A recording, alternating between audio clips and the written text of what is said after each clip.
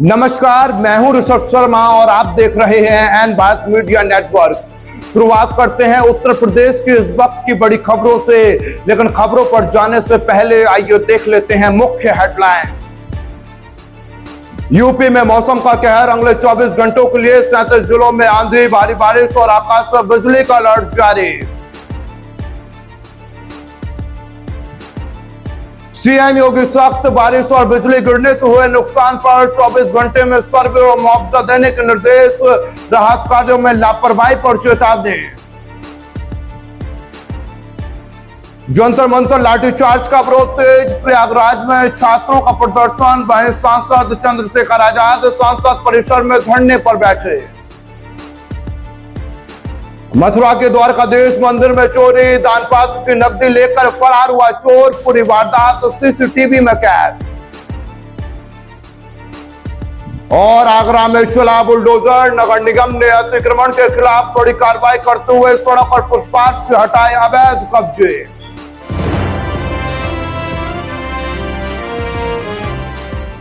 उत्तर प्रदेश की राजनीति, मौसम, अपराध, कानून व्यवस्था और चुनावी हलचल तक हर बड़ी खबर का पूरा अपडेट आपके लिए लेकर आए हैं। तो चलिए शुरुआत करते हैं आज की पहली बड़ी खबर से।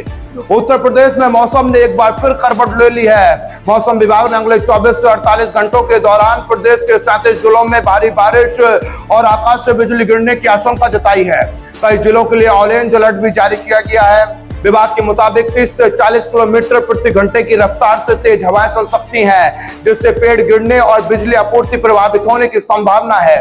लखनऊ, कानपुर, प्रयागराज, मेरठ, सहारनपुर, बाराबंकी, सीतापुर, बहराइच, मिर्जापुर समेत कई जिलों के लोगों को सतर्क रहने की सलाह दी गई है। प्रशासन ने भी जिला स्तर पर आपदा प्रबंधन की टीम को अलर्ट रहने के निर्देश दिए हैं। साथ ही लोगों से अपील की है कि खराब मौसम के दौरान खुले मैदानों, पेड़ों और बिजली के खंभों से दूर रहें तथा सुरक्षित स्थानों पर ही रुकें।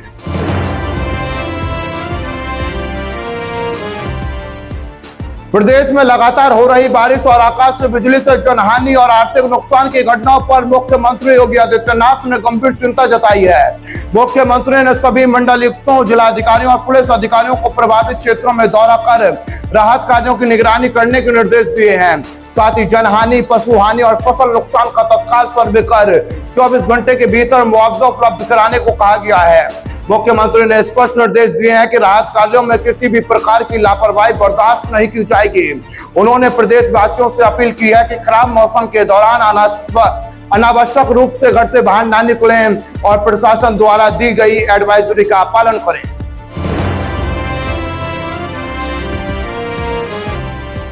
नई दिल्ली के जंतर मंतर पर हुए कथित लाठीचार्ज के विरोध की गूंज अब उत्तर प्रदेश के कई शहरों तक पहुंच गई है। प्रयागराज में बड़ी संख्या में छात्र सड़कों पर उतर गए और सरकार के खिलाफ विरोध प्रदर्शन किया।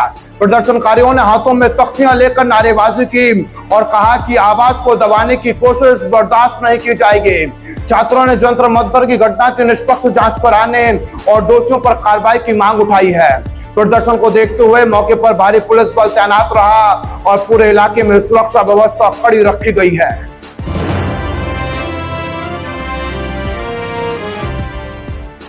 जंतर मंतर लाठीचार्ज को लेकर नगीना सांसद चंद्रशेखर आजाद ने भी सरकार के खिलाफ मोर्चा खोल दिया है। छात्रों के समर्थन में वह सोमवार रात से संसद परिसर में धरने पर बैठे हैं। बारिश के बीच काले छाते के नीचे धरने पर बैठे चंद्रशेखर आजाद की तस्वीरें सोशल मीडिया पर वायरल हो रही हैं।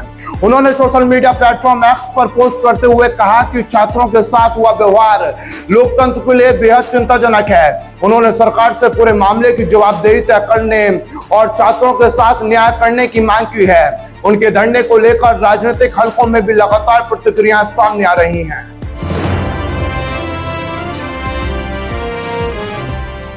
मथुरा के विश्व प्रसिद्ध द्वारकाधीश मंदिर में सोमवार सुबह चोरी की वारदात सामने आई। चोर मंदिर के मुख्य द्वार पर रखी दान पात्र यानी गुल्लक को निशाना बनाकर उसे रखी नकदी चोरी कर फरार हो गया। पूरी घटना मंदिर परिसर में लगे सीसीटीवी में रिकॉर्ड हो गई।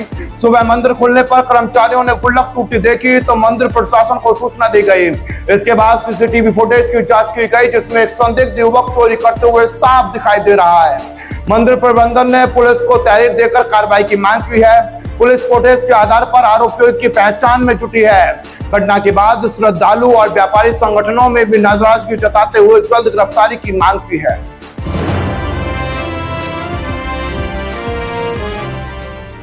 अलीगढ़ में बेखौफ बदमाशों ने दिन दहाड़े एक व्यापारी पर जानलेवा हमला कर दिया। आधा दर्जन से ज्यादा हमलावर दुकान के अंदर घुसे और व्यापारी के साथ जमकर मारपीट की। पूरी वारदात दुकान में लगे सीसीटीवी कैमरे में कैद हो गई। घटना के बाद इलाके में अफरा तफरी मच गई और आसपास के लोग मौके पर जमा हो गए। घायल व्यापारी को तुरंत अस्पताल में ले जाया गया। पुलिस ने पीड़ित की शिकायत पर मुकदमा दर्ज कर लिया है और सीसीटीवी फुटेज के आधार पर आरोपियों की पहचान कर उनकी गिरफ्तारी के लिए लगातार दबिश दी जा रही है।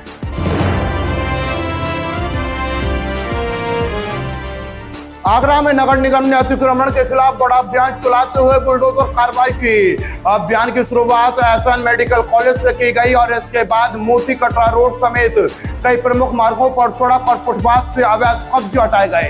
कार्रवाई के दौरान दर्जनों ठेले, खोखे और अवैध काउंटर जब्त किए गए। नगर निगम अधिकारियों का कहना है कि अतिक्रमण के कारण लगातार यातायात प्रभावित हो रहा था और लोगों को परेशानियों का सामना करना पड़ रहा था। इसलिए शहर को व्यवस्थित बनाने के लिए अभियान आगे भी लगातार जारी रहेगा।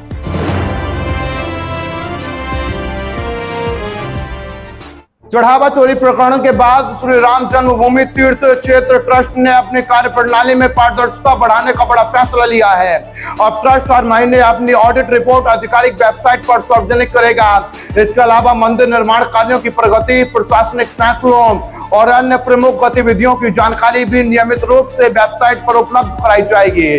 ट्रस्ट का कहना है कि इस कदम से देश विदेश के करोड़ों राम भक्त मंदिर की आय, व्यय और व्यवस्थाओं की जानकारी सीधे प्राप्त कर सकेंगे और पारदर्शिता की ओर और मजबूती मिलेगी।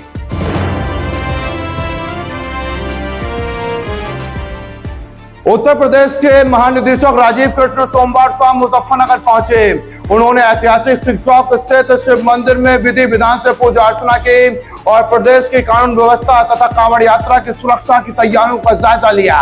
इस दौरान डीआईजी सहारनपुर रेंज सहित जिले के वरिष्ठ पुलिस और प्रशासनिक अधिकारी भी मौजूद रहे। डीजीपी ने अधिकारियों से सुरक्षा व्यवस्था को लेकर जरूरी जानकारी ली और संवेदनशील स्थानों पर अतिरिक्त सतर्कता बरतने के निर्देश दिए। उनके दौरे को आगामी कांवड़ यात्रा की तैयारियों के लिहाज में महत्वपूर्ण माना जा रहा है।